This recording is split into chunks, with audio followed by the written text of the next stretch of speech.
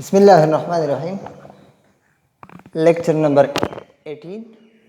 In this lecture we will discuss Fourier transforms. So Fourier transform pairs.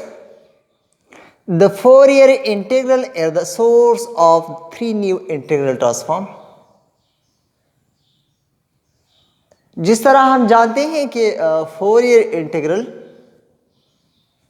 के three types है, Fourier integral, Fourier sine integral, Fourier cosine integral. इस integral से हम नए तीन integral transform बना रहे हैं। So the Fourier integral is the source of three new integral transform. ये तीन जो हम न्यू इंटीग्रल ट्रांसफॉर्म बना रहे हैं, ये फोरियर इंटीग्रल से हम बना रहे हैं। पहले हम डिस्कस कर रहे हैं number 1, Fourier transform. Fourier transform of f of x is defined as integral from minus infinity to infinity f of x e power iota alpha x dx. This is denoted as f of alpha, capital F of alpha. इसका मतलब है जो small function है f of x, इसका हम Fourier transform इस तरह define करते हैं, from minus infinity to infinity integral f of x e power exponential function है, e power iota alpha x dx. So this is equal to f of alpha. f of x function है, e power alpha x exponential function है। यहां e power f of x as a kernel represent हो रहा है। So Fourier transform can be defined in this way and denoted as f of alpha. Now inverse Fourier transform, जिस तरह हम Laplace transform ले रहे हैं, अगर एक फंक्शन का Laplace transform f of x आता है, अगर f of x का transform Laplace transform f of s आता है, तो इसका इनवर्स हम f of s पे अप्लाई करेंगे और इसे फंक्शन f of x आएगा, स्मॉल f of x। इसी तरह फोरियर ट्रांसफॉर्म में भी जब आप इस f of अल्फा पे इनवर्स ट्रांसफॉर्म अप्लाई करते हैं, जो डिफाइन किया गया है इस तरह 1/2 integration from minus infinity to infinity integration from minus infinity to infinity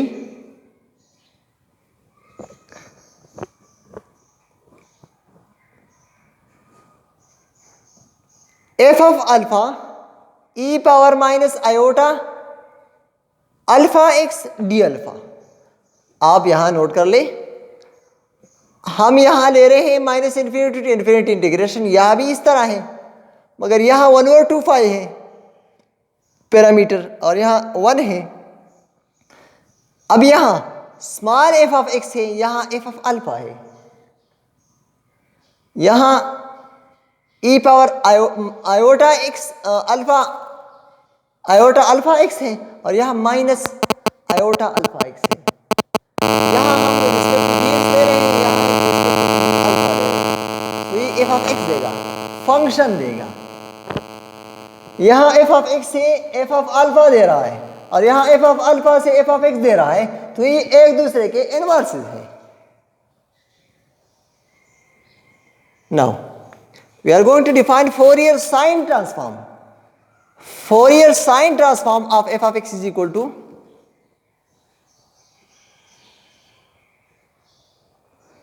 integration from 0 to infinity f of x sin alpha dx यहाँ हम साइन फंक्शन यूज कर रहे हैं e power alpha iota alpha x की जगह, और integration from 0 to infinity लेंगे तो ये आपको एफ ऑफ अल्फा देगा, कैपिटल एफ ऑफ अल्फा। ये फोरियर ट्रांसफॉर्म है साइन फंक्शन का।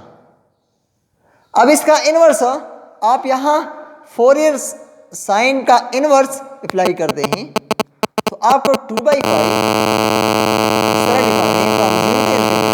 F of alpha sine alpha x D alpha, sine alpha x, मगर यहां स्मॉल फंक्शन है, यहां कैपिटल एफ ऑफ अल्फा, यहां स्मॉल एफ ऑफ एक्स, यहां विद रिस्पेक्ट टू एस, यहां with respect to D alpha.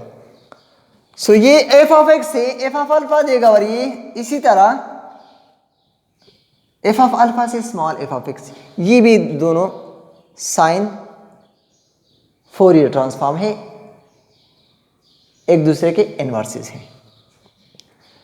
Fourier cosine transform we define in this way, from 0 to infinity f of x cos alpha x dx is equal to f of alpha। f of alpha Fourier cosine transform represent कर रहा है यहां, इसका inverse Fourier transform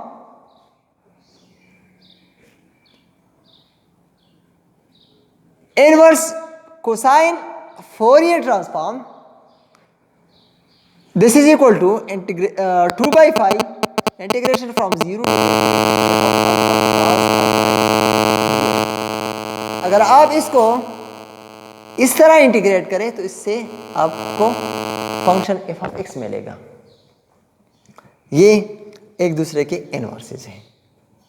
now अब ये Fourier transform, Fourier cosine, Fourier sine कब exist करेंगे?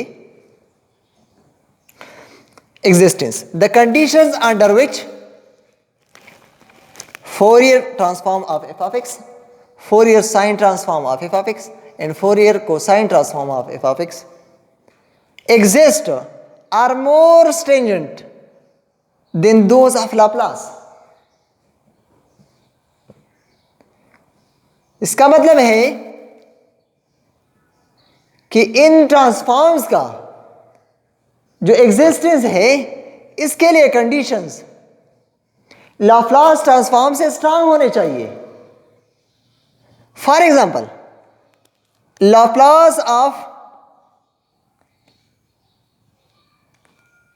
1 आप चेक कर सकते हैं, लाप्लास ऑफ 1 एग्जिस्ट कर रहा है, मगर Fourier transform of 1, Fourier sine transform of 1 and Fourier cosine transform of 1 are not exist. अगर आप फंक्शन एफ ऑफ एक्स 1 ले रहे हैं तो इसका लाप्लास ट्रांसफॉर्म एग्जिस्ट है, मगर इसका फोरियर साइन और फोरियर कोसाइन एग्जिस्ट नहीं है, because sufficient conditions for existence are that f be absolutely integrable on the given interval, कि f को absolutely integrable होना चाहिए इंटरवल में, एंड f dash फंक्शन और इसका derivative be piecewise continuous on every finite interval।